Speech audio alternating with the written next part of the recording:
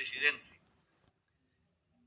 Bueno, realmente este es un debate necesario y yo creería que al que más le interesan este tipo de debates es al mismo gobierno nacional. ¿Para qué?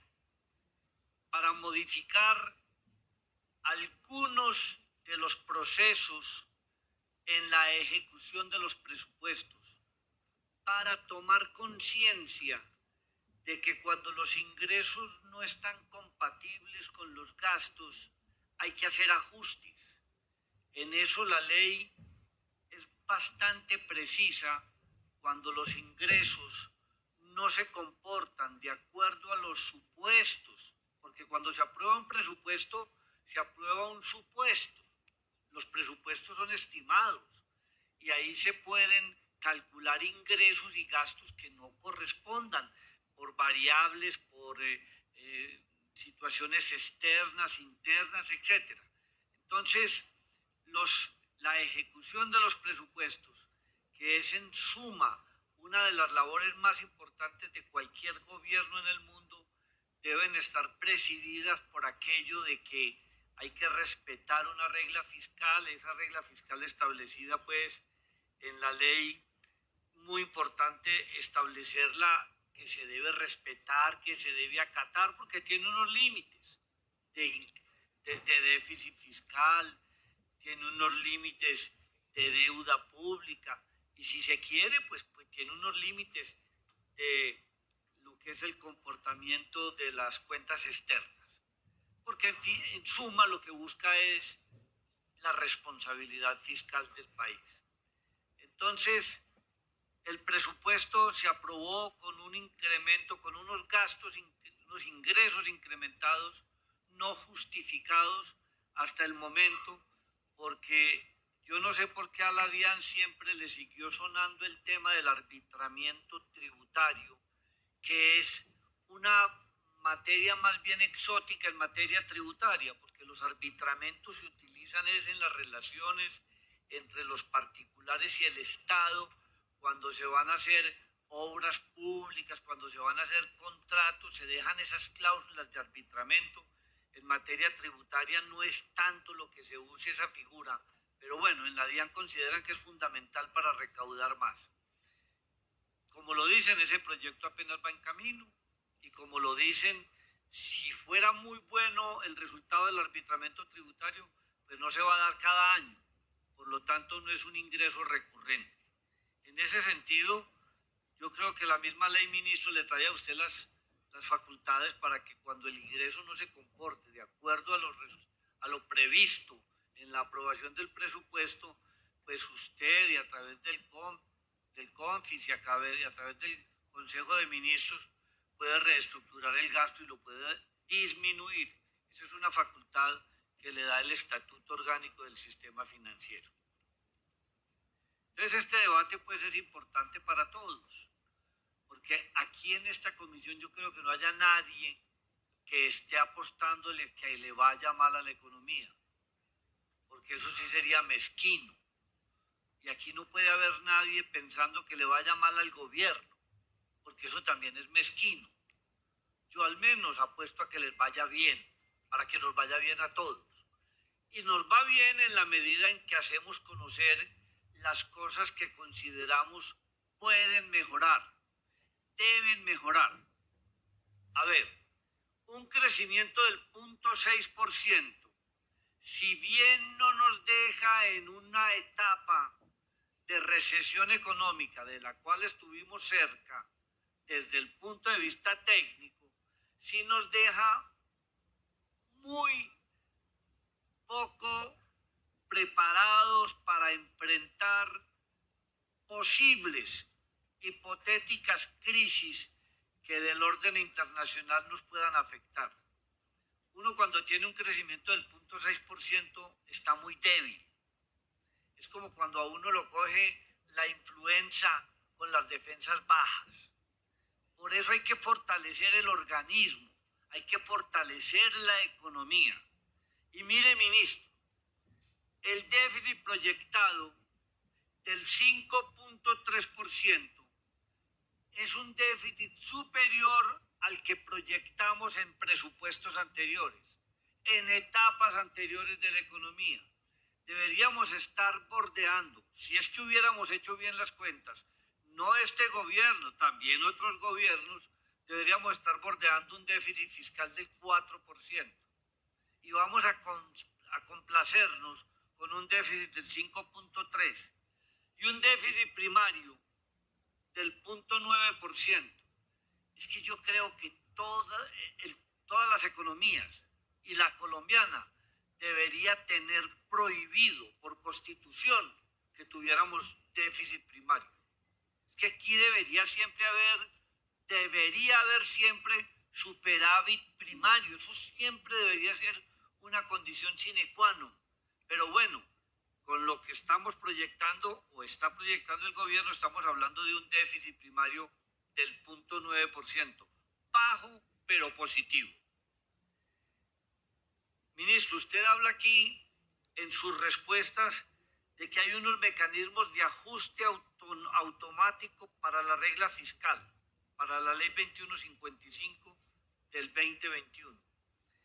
Yo quisiera que expresáramos bien cuáles son esos mecanismos automáticos para el ajuste de la regla fiscal, automático. Porque de ahí depende, de esos ajustes automáticos, depende cómo vamos a enfrentar una hipotética depresión en los recursos, en los ingresos, por las razones que aquí se han dicho, por los procedimientos de arbitraje tributario, porque el recaudo tributario no sea favorable, porque las empresas van a tributar menos. Es que si el crecimiento de la economía fue del 0.6%, ¿qué esperamos que nos vayan a pagar en el año 2024, que es el año grabable 2023? Además, porque se cayeron las cifras de Ecopetrol. Ecopetrol ha sido el gran abanderado de la entrega de los recursos públicos, no solamente de las regalías, sino del impuesto sobre la renta. Entonces, ¿cómo vamos a enfrentar esa amenaza de la disminución de los recursos de Ecopetrol? Claro que por el contrario viene otra buena noticia, y es que el Banco de la República está dando unas utilidades como del 9.2 billones o no sé qué, que ya inyectarse a las cifras nacionales de alguna manera contrarrestan eso. Dice usted, ministro, que el balance total, y esto es de sus respuestas, en el año 2022 fue de menos 77.6, en el 2023 de menos 70 y se proyecta para el año 2024 menos 89.3. Qué bueno precisar eso. Es el balance total, la primera gráfica de sus respuestas. Explicar bien eso, porque no pareciera como una muy buena noticia que el balance total termine en el año 2024 supremamente superior, incrementado casi que un 30% con relación al 2023 y al 2022. Dice usted también en la respuesta al ministro que hay una preocupación, y yo comparto esa preocupación suya, ministro, y la preocupación del Banco de la República. Es que están preocupadas las autoridades económicas. ¿Y saben por qué están preocupadas? Por la disminución de los ingresos petroleros. ¿Qué tal? ¿Qué tal? Yo no creería que debería haber preocupación, porque eso es una política de este gobierno. Entonces nos vamos a preocupar por lo que el gobierno está promocionando, que no haya exploración, que no haya explotación, que no haya inversión en materia petrolera ni de hidrocarburos, que dice porque nosotros somos los titanes para luchar contra el calentamiento global, cuando apenas aportamos un 0.06% del calentamiento global. Por el contrario, producimos oxígeno. Es más, somos superavitarios en materia ambiental, superavitarios, comparando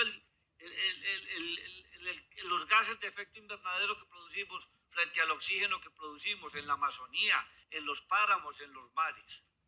Pero no, con esa ideológica postura con la que vamos a los escenarios internacionales, dizque a lucirnos, que yo creería que no nos lucimos, yo creería que hacemos ese oso, dizque luciéndonos, diciendo que en Colombia paramos ya y la descarbonización de la economía es un proceso en marcha. Claro, en marcha para quebrarnos, en marcha para empobrecernos.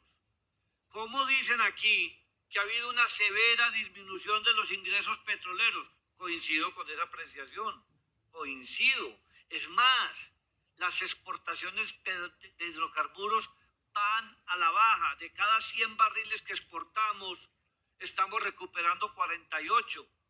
48 es la tasa de reposición. Lo dijo Juan Camilo Restrepo, exministro de Agricultura, Amílcar Acosta, exministro de Minas y Energía, Amílcar Acosta, exministro de Minas y Energía, y lo ha dicho todo el mundo, todos los técnicos.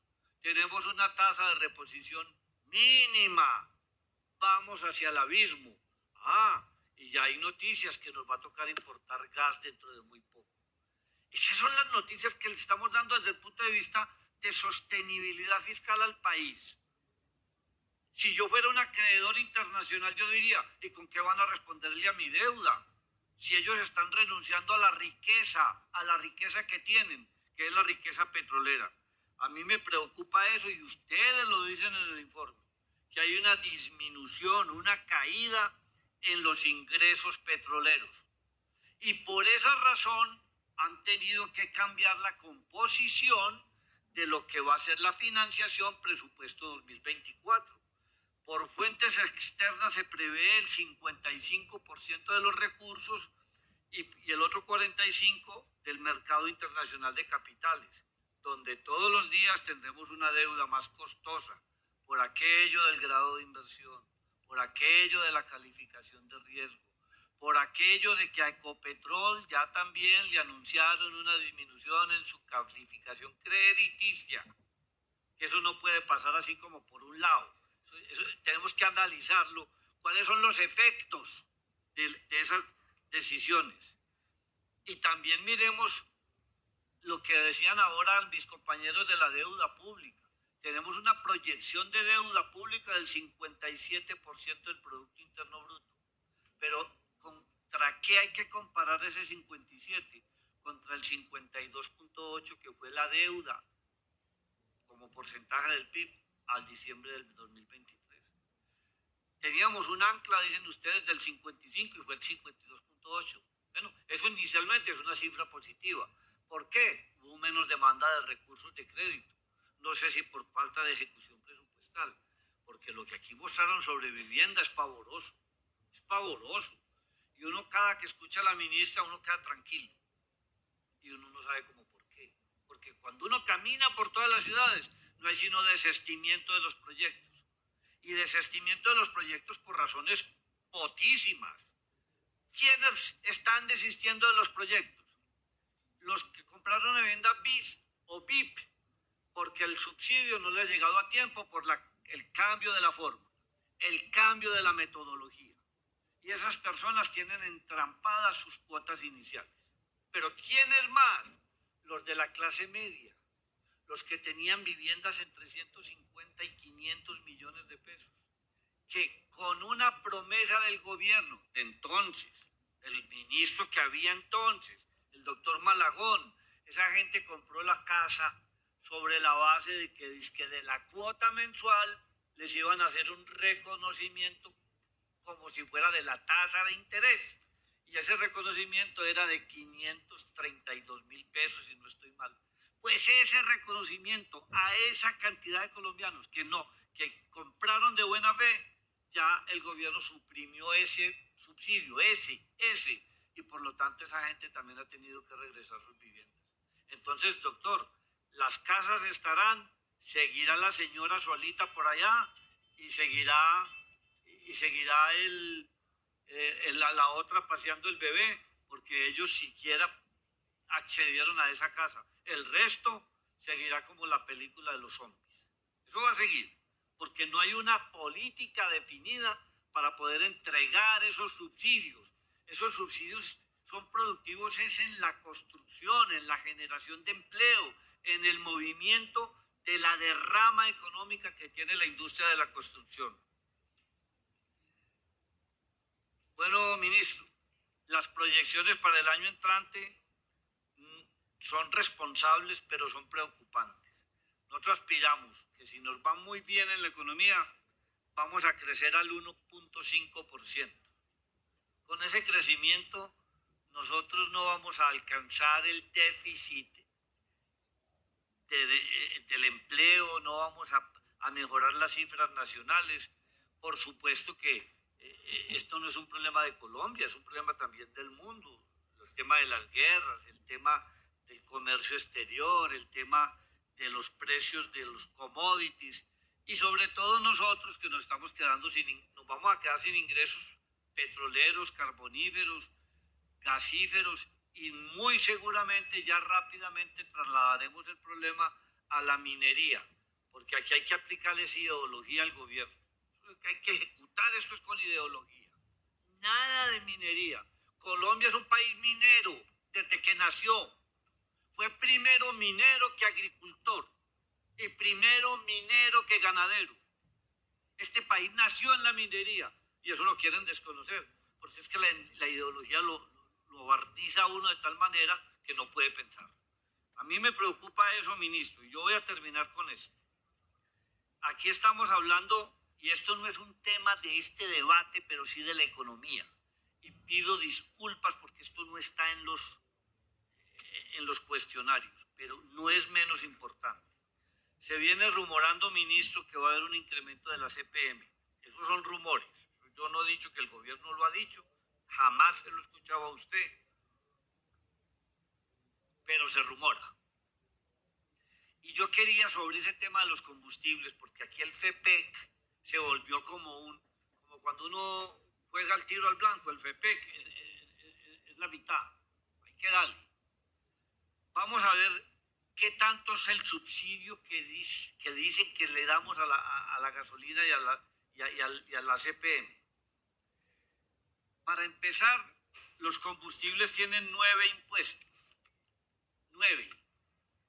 El impuesto nacional, el IVA al productor, el impuesto al carbono, el IVA al margen del mayorista, el IVA al margen de minorista, sobretasa municipal, sobretasa departamental, pérdida por evaporación y tarifa por marcador.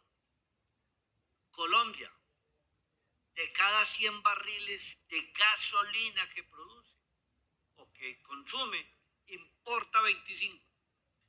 Los otros 75 los refina aquí, en Barranca Bermeja y en Cartagena, en Reficar. Y cobramos toda la gasolina al PP, al precio internacional. Entonces mi pregunta siempre ha sido esa en el fondo. ¿Dónde está el subsidio? ¿Cuál es el valor del subsidio? ¿Realmente cuál? Porque yo a veces pienso que esas cifras del fondo de la gasolina y de hidrocarburos se manejan ampliamente y dan para cualquier tipo de análisis.